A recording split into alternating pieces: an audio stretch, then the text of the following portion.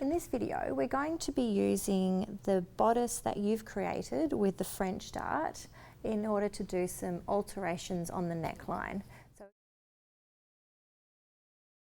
So starting down here, we have the French dart bodice. So our darts are down here on the French, and you can see where I've closed the original dart from the block. So the block originally has the darts up here to the shoulder and the waist. We've closed those two darts and opened a new dart position down here. So this is the pattern that we're going to use. Now, the next thing to keep in mind when we're doing these variations is that because we're using a pattern to alter and not a block, that means we already have seam allowance on. So when we transfer it, we need to make a note of the places, the notching and the seam allowance, so that we don't accidentally add more seam allowance than we already need. So I've got my paper on the fold here. I've placed the pattern, the center of the pattern on the fold, and I'm using my center front notches to line it up, and then I'm going to place a weight on it. So, and tracing around. So I'm tracing around the seam allowance.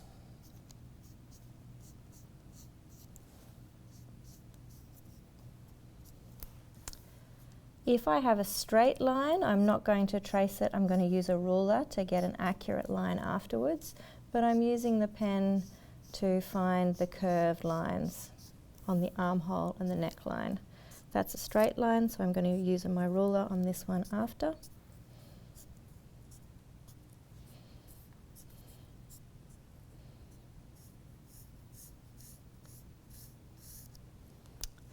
And a reminder that I'm using a pen because that makes this a lot more visible for you. But anytime we're doing pattern making at home or in class, or even in a professional context, you'll be using a pencil so that you can rub it out and make alterations as you go. So I'm finishing the trace by using my ruler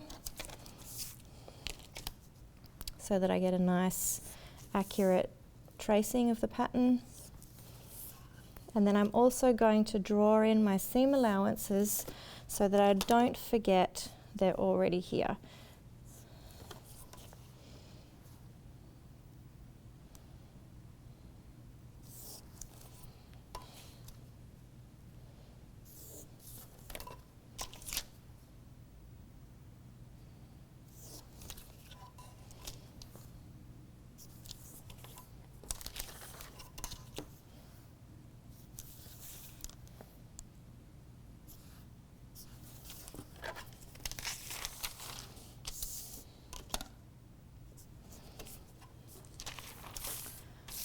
Okay, so the first alteration to the neckline that we're going to do is to create a lowered neckline.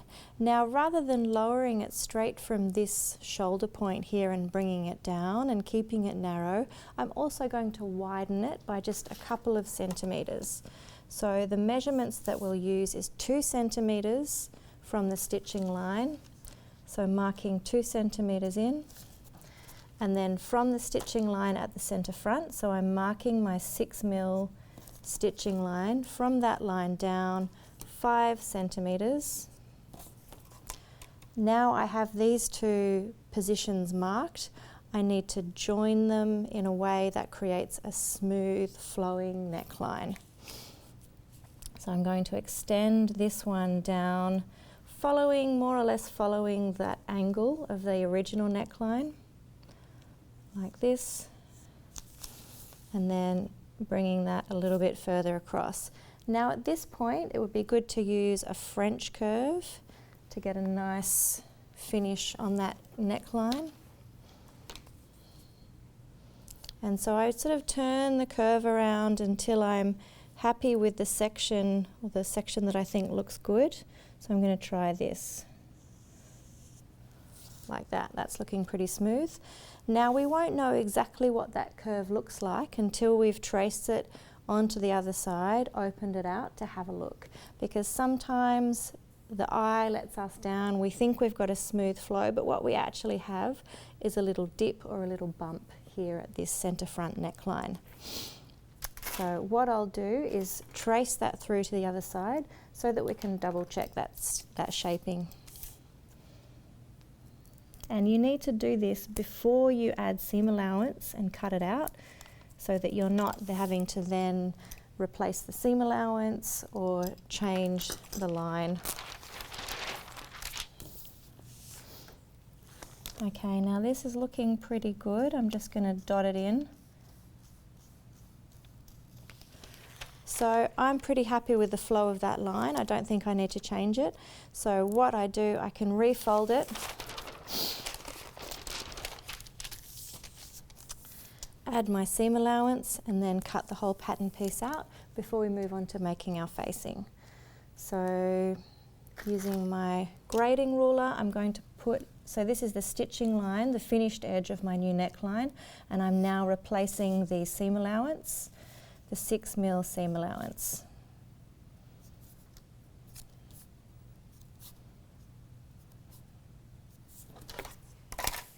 All right. This one is ready to cut out. So as usual, we're putting a couple of pins in it so that it doesn't move around.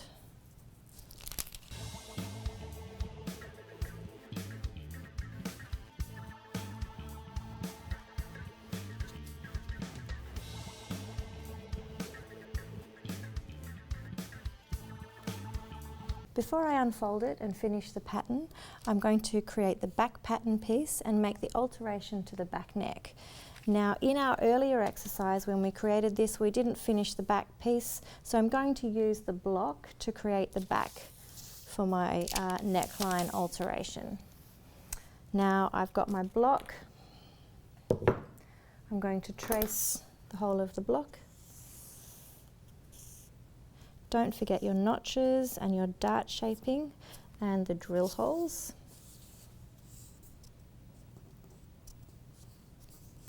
Now this one, we're going back to using the block, which means we don't have any seam allowance, so we'll need to add that on at the end. So I've got all the information that I need.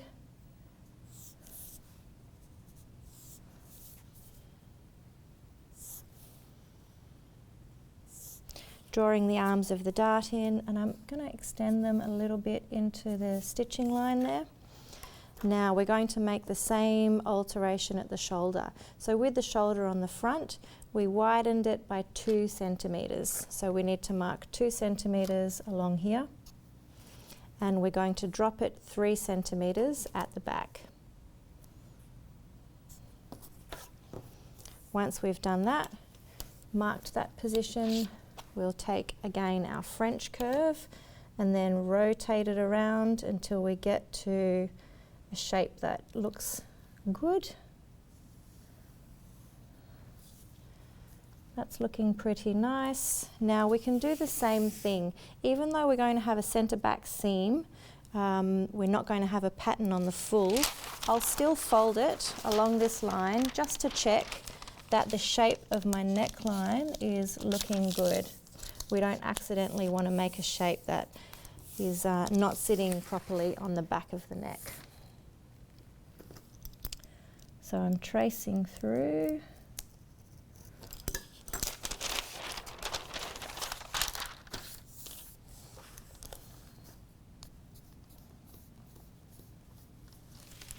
So that is flowing pretty well. It looks like there's a little bump down there, so I'll just make sure that I smooth that out when I'm adding my seam allowance so that there isn't a bump coming down and then back up to the centre back. So now we need to check the flow through from the shoulder.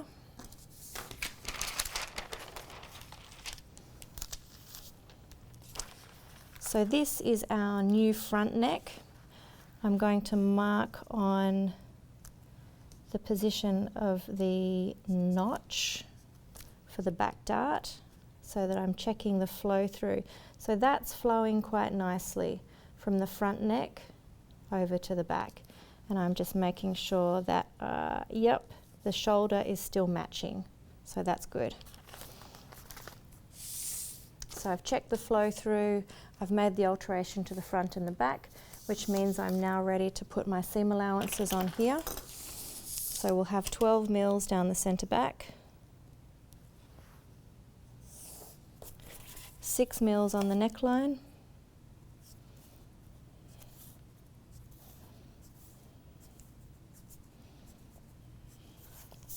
12 mils on the shoulder, making sure to follow the shaping of the shoulder dart, 12 mils on the armhole,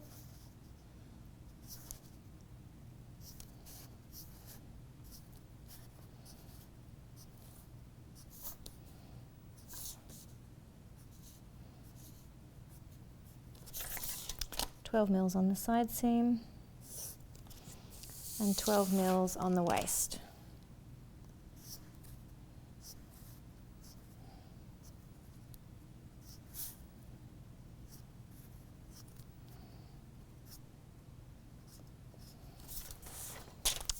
Extending the stitching lines into the seam allowances.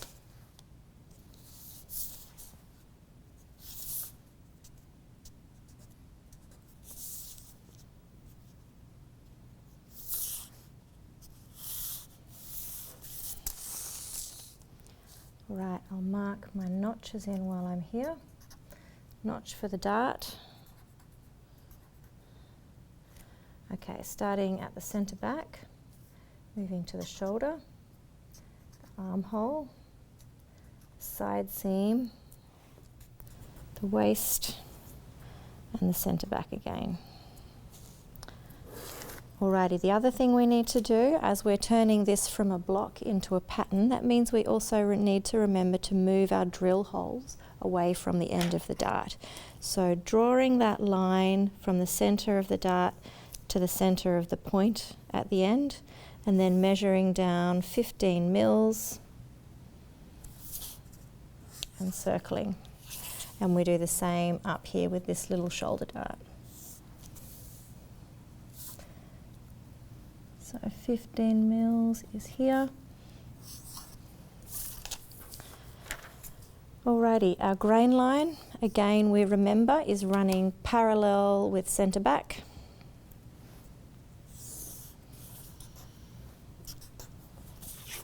And we'll complete the labelling after we've created our facing. So now we've finished the front and the back patterns for the facing. The neck for the garment, the bodice, the next thing we need to do is to trace this section of around the neckline to create the facing. So the facing is a way that we can finish the neckline and stabilize it. So it's both got a crisp, professionally finished edge, but it's also stabilized using fabric that is fused. So that means that as the garment is worn and put on and off over the head, it means that that neckline isn't stretching over time.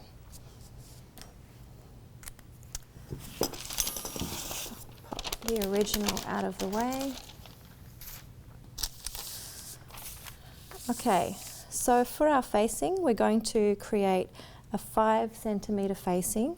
So running parallel 5 centimetres with the stitching line at the front of the neck. So I'll start by tracing this off. Again, to get a parallel pattern, sorry, a symmetrical pattern, we can either trace it on the fold this paper here to trace, or we can open this out and trace it flat. Either way is completely fine. So just for a change, I'll open it and trace it flat.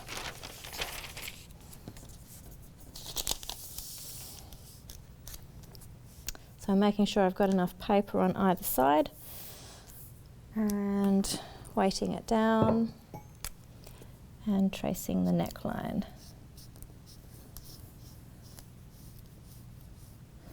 Remembering that I'm tracing from the pattern, so I already have my seam allowance attached.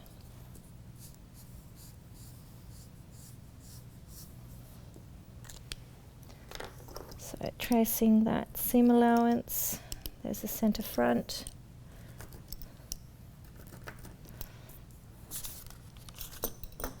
Actually, I'll trace it all the way down because then we can take our measurement from the stitching line.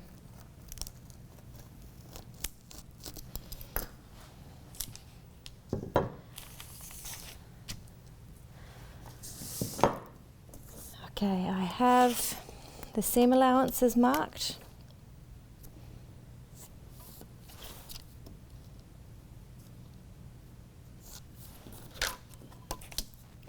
And then the stitching line in the neck as well. So we've traced off our neckline and we've added our stitching lines, our finished edge, and now we're drawing the 5 centimetre line. So 5 centimetres parallel with the stitching line.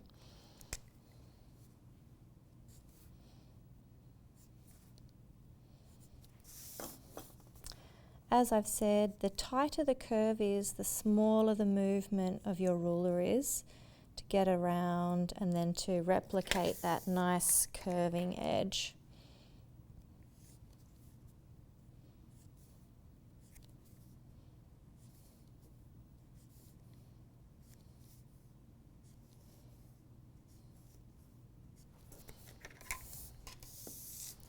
Okay, so ignoring this line over here, we've got our completed front-facing pattern. Now we're going to transfer the grain line, which will follow centre front. So usually when you're creating a facing pattern, you're taking the grain line from the pattern that it's coming from. So this front-facing pattern is coming from the front of the bodice over here. So we know that that grain line is following the fold line. So I'm going to fold this in half in order to find that grain line down there.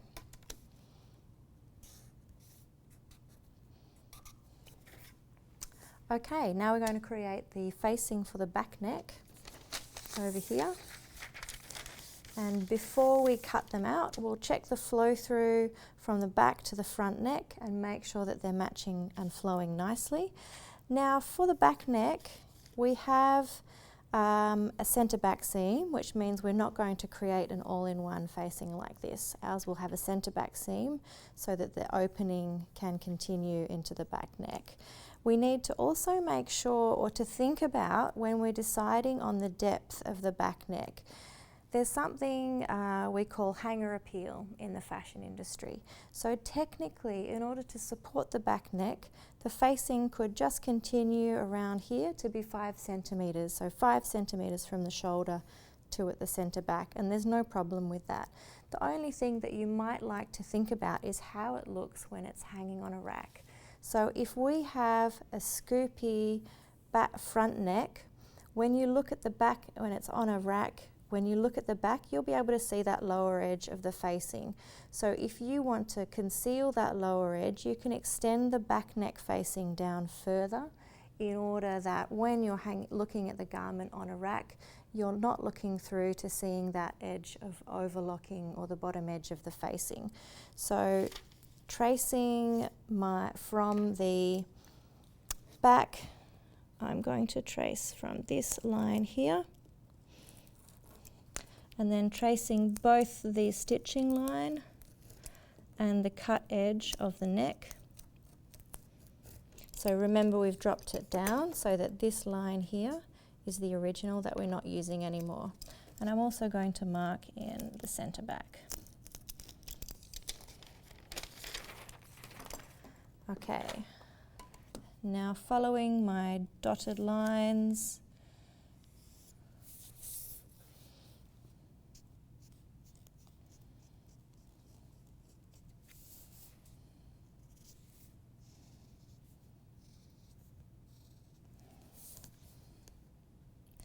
I'm going to extend this shoulder line a little bit. So now we're measuring 5 centimetres from here and thinking about how much further we'll drop it down at centre back. I might need to lengthen my centre back. The other thing to do before I continue is mark which one is the centre back so that I don't get confused. Centre back, side seam, and also up here the centre front. All right, so we have 5 centimetre up here. And what are we going to drop it down to here? So I think in my notes we're dropping it down 7 centimetres and hoping that when we make a toile, we'll discover whether that is long enough to cover the front opening of the the scoop neck. Okay, so I've got my two right angle lines here, or angles following the stitching line, and a right angle at centre back. Then we bring the tracing, the French curve over, and see if we can get a nice curve in one scoop. Might need to do a couple. So I'm going to bring this down to here and then curve it around again.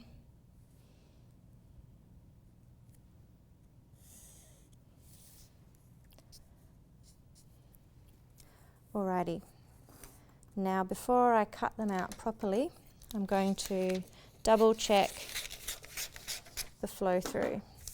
So the center front is here, flows to the shoulder, and then we're checking that they're connecting smoothly at the shoulder. So the stitching line, I can see through my paper, the stitching line is in line with the stitching line, and the cut line is flowing through nicely, so I'm pretty happy with that. The grain line on the centre back will follow the centre back, so we can transfer that across using a grading ruler like this. Now we're ready to cut them all out and label them. Okay, so here we have our final pattern pieces for the lowered neckline. We've got the back, the front, the back neck facing, you can see is fitting perfectly onto the back neck here, and the front neck facing is matching our front neck perfectly. Even after you've traced it from the original pattern, it's always good to double check it before you finalize your pattern pieces. So we have our facings, we've finished all of our labeling and notching. A note that with the cutting instructions of our facing, we also need to include block fusing in red. So this one, the front is cut oneself, therefore we have cut oneself block, plus block fusing for our facing pattern. And for the back, it's cut one pair self. Oops, I've accidentally got block fusing on there, so I'll cross that out. Cut one pair self, and we have block fusing up here on the facing, and this is cut one pair self as well. When you're naming your pattern pieces, you just use names that are logical and will make sense to you and ideally someone else as well. So this one is the back facing and this is the front facing. If you have facing in other parts of the garment, you might need to specify back neck facing and front neck facing, but because we don't, that's enough information.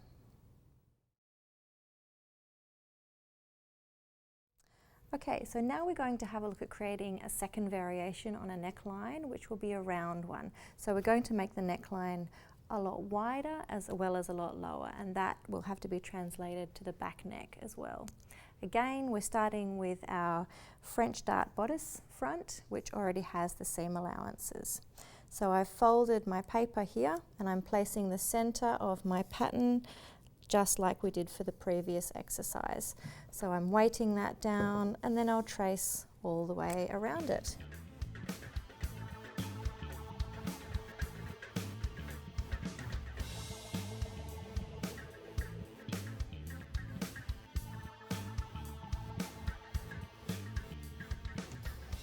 Okay, I'm also going to mark the center front, the position of the stitching line, which is 6 mils down. Now for this one, we are going to go 5 centimeters out here and 6 centimeters lower at the front. So drawing on the stitching line across the shoulder and the stitching line at the neck, I'm going to measure 5 centimeters down here and then 6 centimeters down from the center front.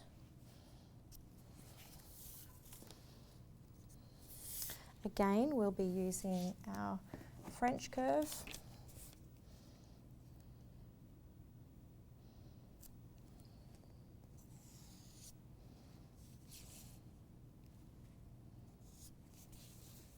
Down here.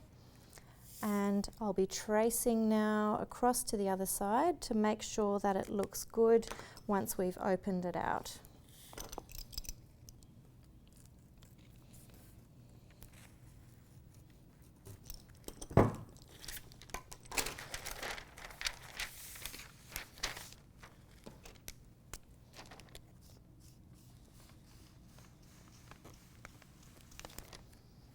So I'm pretty happy with the flow of that line, and I'm not feeling like I need to make any alterations on this side.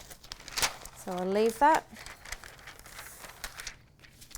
And we can put the seam allowance on the neckline. So remembering we have seam allowance everywhere else already. So we're adding 6 mils to the front neck.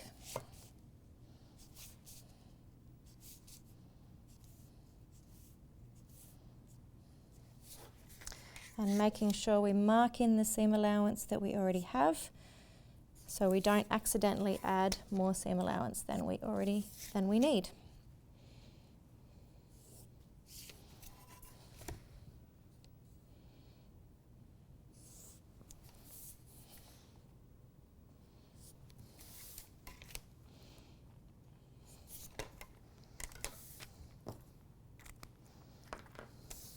Now I'm going to pin this and cut it out before we move on to creating our back neck shaping.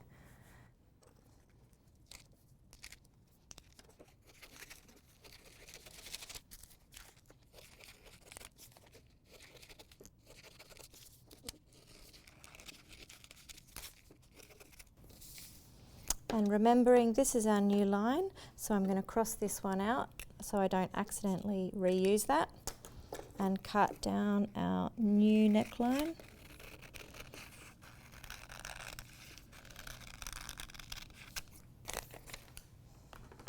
So now we've completed our front neck, we need to make the alteration to the back neck. And remembering we used a pattern for the front which already had seam allowance, and now we're using the block to complete the back of the pattern, which means we need to add our seam allowance. So first of all, I've traced the whole of my block and I've drawn in both of the darts here. The first thing we need to do, because with the neckline that we're creating, it's quite low, it's quite wide, and it's going to have facing coming over here.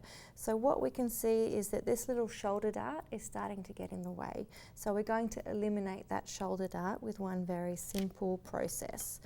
The first step is to measure up here the width of the dart, which is 15 mils, and then mark that over here on the shoulder. So I'm marking that 15 mil spot there.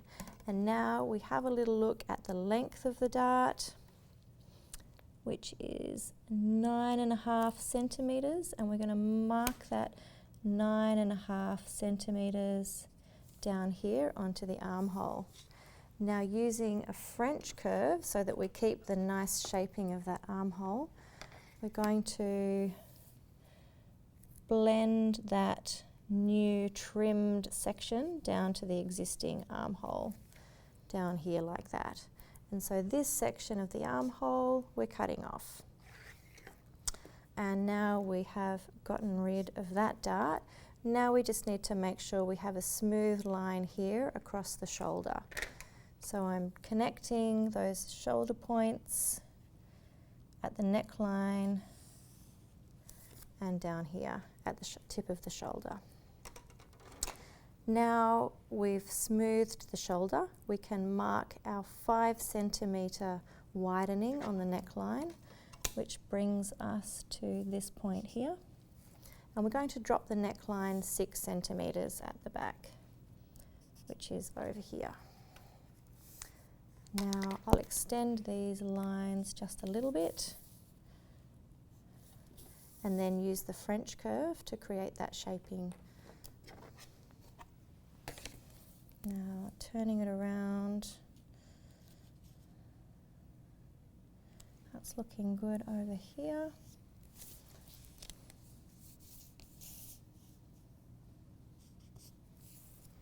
There, now I can see I've created a little bit of a bump over here, so I'm going to smooth that out by connecting it down here to the centre back. Okay. Now before I add seam allowance, I'm going to check the flow through with the front neck of our front bodice pattern. So opening it out. Now I'm not sure what you guys can see on camera, but these lines here, I can see through this thin paper. So I'm making sure that my stitching line is sitting on top of my back shoulder stitching line like that. And I can see that I'm lining up pretty well with the neckline, and here at the shoulder there's a tiny little difference of about 2.5 mils. So I'm just going to make that adjustment over here on my back, like that, and then blend that down. Okay, now I've checked the flow through, we're ready to add our neckline seam allowance here, which will be 6 mils flowing on from the front, and then 12 mils around the rest of the garment.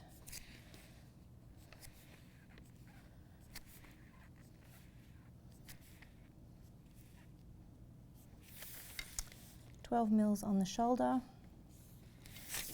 12 mils around here. Now taking care to follow my new lines and ignore those old lines, remembering that I'm only using pen to make it visible for you guys, but when you're working at home or at school or even in a professional setting, you'll always be using a pencil with your pattern making.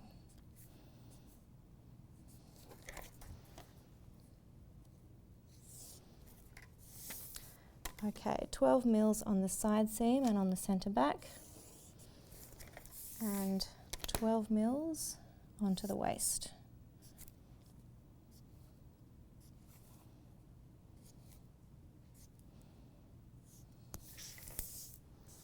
And before we cut it out, I'll extend the stitching line into the seam allowances so that we can find the right position for our seam allowance notches.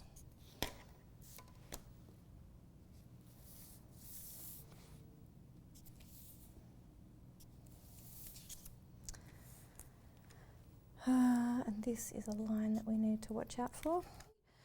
Okay, now we've created the neckline alteration on the back, we are ready to do our front and back neck facings. So it's the same process that we used with the scoop neck. This time I'm going to create my back neck facing on the fold.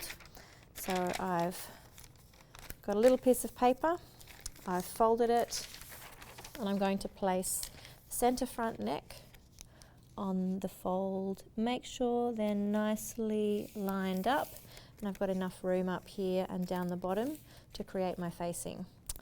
So now I'm tracing the shoulder, neckline, and while I'm here I'm also going to trace the stitching line of the neck.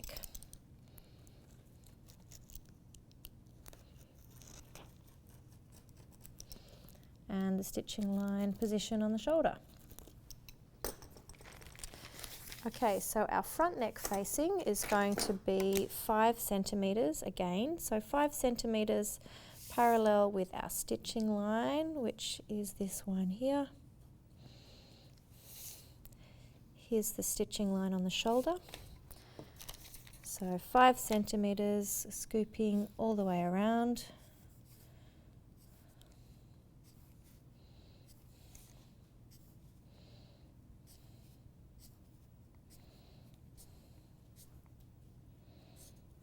There we go. And before I cut it out, I'm going to create the facing for the back neck, and we'll double check them both and make sure that they're flowing nicely. Pop that over here, and now we're ready to trace the back neck. Now because I'm using a heavy pen and I have thin paper, that helps me to place the paper on top and trace it. If you're at home and you don't have access to this paper, you might be using a heavier paper. In that case, you can put your paper behind and make sure that you've got the paper in the right position, and then you can use your tracing wheel to trace from the top if it's easier for you to.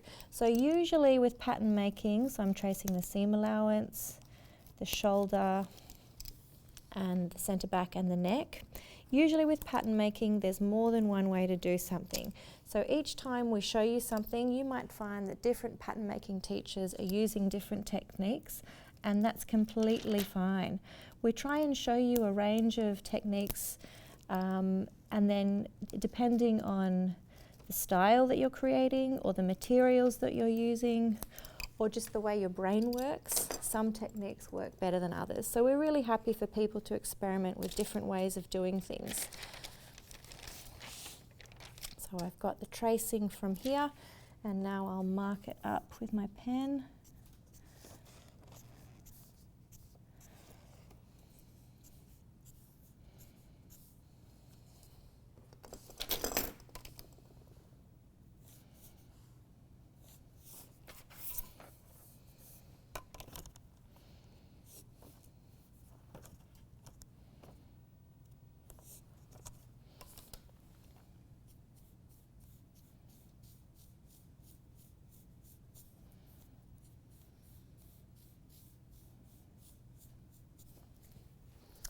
Okay, so we have our back neckline marked up. Now matching at the shoulder, so we do a 5 centimetre position here. And now how far down we go at the centre back will depend a little bit on what this front neck looks like.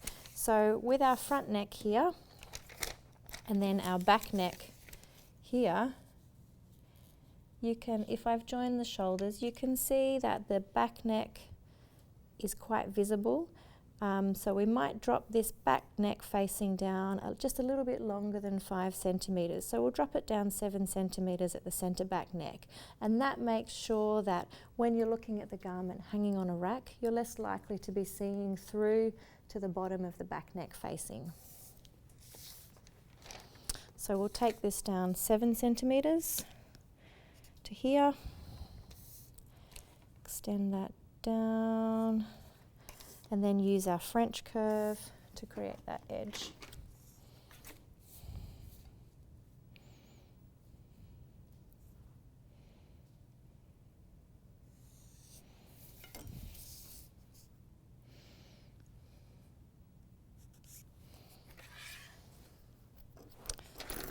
There we go. Remembering our grain line runs parallel with the centre back, and on the front it'll run in line with that fold. Before I cut them out, I'm just going to double check the flow through. So I'm not placing my cut edge on my cut edge there, cut line. I'm going to place the stitching line on top of the stitching line and double check the flow through, and that's looking pretty good. So I can see that the flow through is working on the stitching line and both of the cut edges. So these guys are all ready to cut out and finish the labelling. So now I've finished labelling and cutting out the patterns. We have here the front, which is cut oneself, and the front facing, which is cut oneself plus block fusing.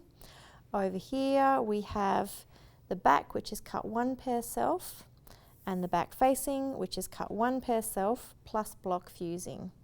We've also remembered to move the drill hole and label it, so 15 millimeters past. And just as a reminder, we've eliminated this dart and changed the shape of that shoulder, of that armhole.